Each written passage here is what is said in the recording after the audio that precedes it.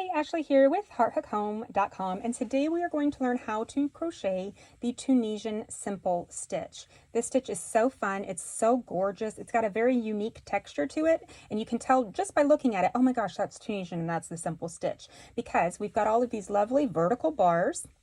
And then we've got these chains that work their way through those bars. This is a very quick, very fun, very basic Tunisian crochet stitch that I know you're going to love. So I've used it in the 2023 Tunisian Basics crochet along that is starting on July 12th.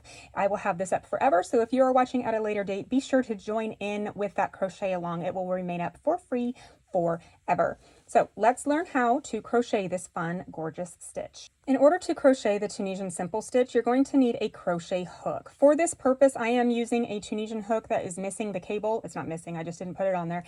You can use any size crochet hook though, as long as there is zero shaping or minimal shaping, you can use any hook that you have on hand. Now, to make the Tunisian Simple Stitch, you can start with any number of chains. For the purpose of this tutorial, I'm going to start with a chain of 10. So here I've got 10 chains ready to crochet.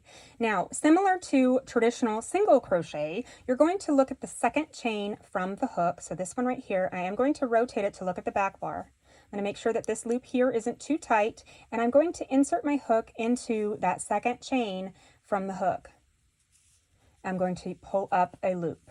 So now I've got my 2 loops on my hook. This is technically 2 stitches on my hook. Now, instead of knocking any of those off like we would in traditional crochet, I'm going to go ahead and pull up a loop in the back bar of each of those chains all the way to the end of the row. When you get to the end, you should have 1 loop for every chain you made. So if you've got a chain of 10 like I do, then you should have 10 loops on your hook once you get them all pulled up.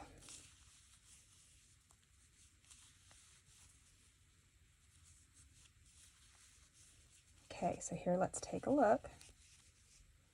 1, 2, 3, 4, 5, 6, 7, 8, 9, 10. Beautiful. Now, this is our foundation row of Tunisian crochet, which this row you will do for pretty much every single stitch there is in Tunisian crochet. You got to have a backbone so that you can crochet the subsequent rows.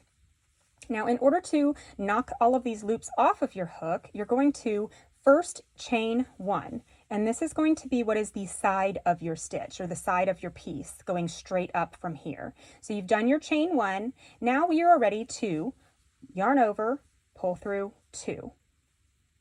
Yarn over, pull through 2. We're going to do this, yarn over, pull through 2, all the way to the end of the row. Now it's important that you don't pull these stitches, these chains that we're making right here, you don't want to pull those too tight because it can make your whole piece kind of shrink in on itself. Beautiful. So now that we only have our 1 loop on our hook, which in Tunisian crochet you will always, always, always have 1 loop remaining on your hook at the end of the row like this. So now we're looking at this foundation row here, and we are ready to start our actual first row of Tunisian Simple Stitch. In order to do that, let's look at these stitches a little bit. So we've got these loops, right? Just a bunch of loops. We've got a front bar here that is a front vertical bar. We've got the back vertical bar back here. It's kind of harder to see. If you flip it, you can see it back here, right? And then we've got 3 loops that make up the chains that go through the back on the backward pass. So there's the upper bar here, there's the bottom bar here, and then there's the back horizontal bar here. So what we're going to do for the simple stitch is we are just going to always, always, always skip this first one here. And I'm going to insert my hook under the front vertical bar only of this first stitch. Now, also important, don't let this loop stay too loosey-goosey because otherwise you'll end up with a very wonky side. So pull up a loop here, just like that. That is your first Tunisian Simple Stitch. Now I'm going to insert my hook under the next vertical bar and pull up a loop, in the next vertical bar and pull up a loop. And we are going to do this all the way until we get to the end of the row. Now, how tall you pull up these loops determines how tall your stitches will be or your rows will be. So you want to make sure that you are remaining as consistent as possible when you are pulling up these loops to size. And again, when we get to the outside stitch here, we're going to Do this one just a little bit differently. We're going to turn it so that we're looking at it from the side, and you see how it's got these two strands. We're going to go underneath both of those strands on the outside stitch, and we're going to pull up a loop. It's important here, just like we pulled this loop a little bit tighter before we continued on, it's important that this one is also uniform in size to the rest of the row. It just keeps things from getting sloppy. So now, what we're going to do is we're going to do the same thing that we did for the backward pass on the foundation row, is we're going to chain 1, and now we're going to yarn over, pull through 2, yarn over, pull through 2, yarn over, pull through 2, all the way until you get to the end of the row. Perfect. Now, that is your first actual row of Tunisian Simple Stitch. Let's do one more row together, and then we will fasten off together as well.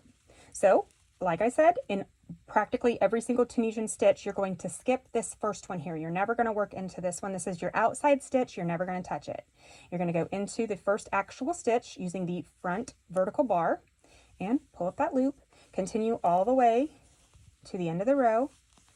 It can help you maintain your the height of your stitches more consistently if you keep your fingernail on the same part of the hook and hold those loops back. I'm helping to create these loops to be all consistent in size when I've got my fingernail holding all of those to the same height as I create the loops. Now I'm to the edge again, so I'm going to turn and look at the side. You can see that we've got these two pieces of that outside stitch. I'm going to put my hook under there.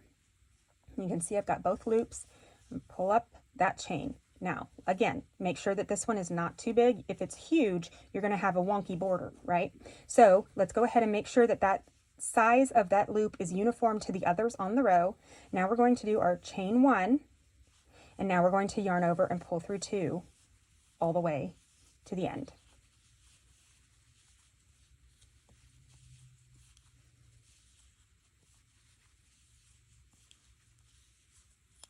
There we go.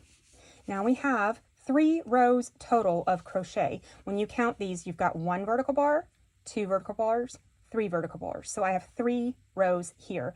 Also, another way that you can count your stitches is looking at it sideways.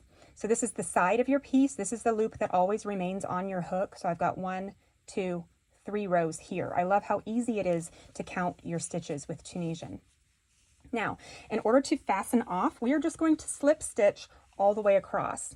What we're going to do is insert our hook, just like we have been, always skipping the outside, going into the first actual stitch. And we're just going to slip stitch.